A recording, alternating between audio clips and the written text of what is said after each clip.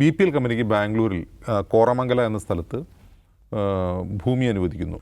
ആ ഭൂമി അനുവദിച്ചിട്ട് അവിടെ ഒന്നും ഉണ്ടാക്കിയില്ല, പ്ലാൻ ഉണ്ടാക്കിയില്ല എന്ന് മാത്രമല്ല, ആ ഭൂമി ഇവർ മറച്ചു വിറ്റു 2009. 2009 BPL കമ്പനി മറച്ചു വിറ്റു. അപ്പോൾ നമ്മളിത് ശ്രദ്ധിക്കേണ്ട കാര്യം, 95-നും 2009-നും ഇടയിൽ ഈ 16 വർഷത്തിൽ മറ്റ് ചില സംഭവങ്ങൾ നടന്നു. ടെലിവിഷൻ ഇന്ത്യയിൽ ഉണ്ടാക്കുക, കളർ ടെലിവിഷൻ ഉൾപ്പെടെ ഇന്ത്യയിൽ ഉണ്ടാക്കിയ ഒരു കമ്പനിയാണത്.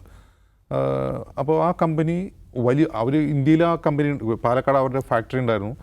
ഇന്ത്യയിൽ വിൽക്കുക മാത്രമല്ല, അത് വിദേശത്തേക്ക് കയറ്റി വയ്ക്കുകയും ചെയ്തിരുന്നു. അത്രമാത്രം വലിയൊരു കമ്പനിയായിരുന്നു അത്.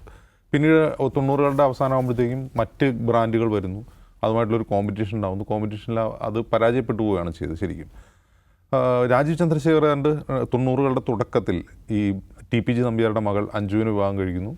ഈ BPL കമ്പനിയുടെ എക്സിക്യൂട്ടീവ് ഡയറക്ടറായി ചുമതലയേൽക്കുകയും ചെയ്യുന്നു. പക്ഷേ അദ്ദേഹം പ്രധാനമായി ടെലിവിഷൻ അതുപോലുള്ള മറ്റ് ഹൗസ് ഹോൾഡ് ഇലക്ട്രോണിക്സ് ഉൽപ്പന്നങ്ങളിലല്ല ശ്രദ്ധ കേന്ദ്രീകരിച്ചത്. അദ്ദേഹം അന്ന് തന്നെ ഇന്നോവേറ്റീവായിട്ട് ചിന്തിച്ചുകൊണ്ട് ഇന്ത്യയിലെ ആദ്യത്തെ ഒരു മൊബൈൽ കമ്പനി സ്ഥാപിക്കാനാണ് ശ്രമിച്ചത്, BPL മൊബൈൽസ് എന്ന് പറയുന്നത്.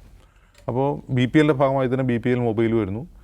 ഈ 95-96 കാലഘട്ടത്തിലാണ് BPL കമ്പനിക്ക്, അത് രണ്ട് കമ്പനിയല്ല, BPL കമ്പനിയുടെ എക്സിക്യൂട്ടീവ് ഡയറക്ടർ തന്നെയാണ് രാജീവ് ചന്ദ്രശേഖർ. അന്ന് BPL കമ്പനിക്ക് ബാംഗ്ലൂരിൽ കോറമംഗല എന്ന സ്ഥലത്ത് ഭൂമി അനുവദിക്കുന്നു. അത് ഈ ടെലിവിഷൻ പോലുള്ള സാധനങ്ങൾ, ടെലിവിഷൻ ട്യൂബ്ലൈറ്റ് അങ്ങനെ എന്തൊക്കെയോ ഉണ്ടാക്കാൻ വേണ്ടിയുള്ള ഒരു ഫാക്ടറിക്ക് വേണ്ടി ഈ പറയുന്ന ഈ Karnataka industrial area development board ഭൂമി അനുവദിക്കുന്നു.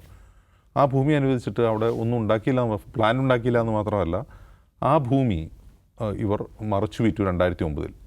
2009 BPL കമ്പനി മറച്ചു വിറ്റു. അപ്പോൾ നമ്മളിത് ശ്രദ്ധിക്കേണ്ട കാര്യം, 95-നും 2009-നും ഇടയിൽ ഈ 16 വർഷത്തിൽ മറ്റ് ചില സംഭവങ്ങൾ നടന്നു. രാജീവ് ചന്ദ്രശേഖർ BPLുമായി വിട പറഞ്ഞു. അതിൻ്റെ പ്രധാനപ്പെട്ട കാരണം, ഈ BPL മൊബൈൽ അന്ന് തുടക്കത്തിൽ ഈ മൊബൈൽ ഫോൺ വരുന്ന സമയത്ത് അന്ന് ഇന്ത്യയിൽ രണ്ട് പ്രധാനപ്പെട്ട ഓപ്പറേറ്റേഴ്സ് എന്ന് പറയുന്നത് BPLും ഒന്ന് എസ്കോട്ടലുമാണ്. എസ്കോട്ടൽ പിന്നെ ഐഡിയ എന്ന പേരിൽ അവരെ അക്വയർ ചെയ്തു.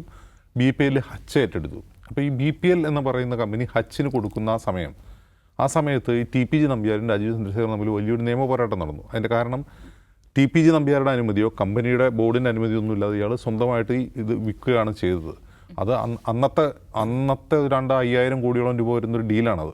BPL കമ്പനി 5000 കോടിക്കാണ് ഹച്ചിന് കൊടുക്കുന്നത്. ഹച്ചിസൺ SRO എന്ന് പറയുന്ന കമ്പനിയാണ്, അതൊരു വിദേശ കമ്പനിയായിരുന്നു, അവർക്ക് കൊടുത്തു. അപ്പോൾ അന്ന് ഈ BPL മൊബൈൽ വിറ്റതിനെതിരെ TPG നമ്പ്യാർ കോടതിയിൽ പോയിരുന്നു, ആ കേസും കൂട്ടവുമായി. പക്ഷേ TPG നമ്പ്യാർ അതിൽ വിജയിച്ചില്ല.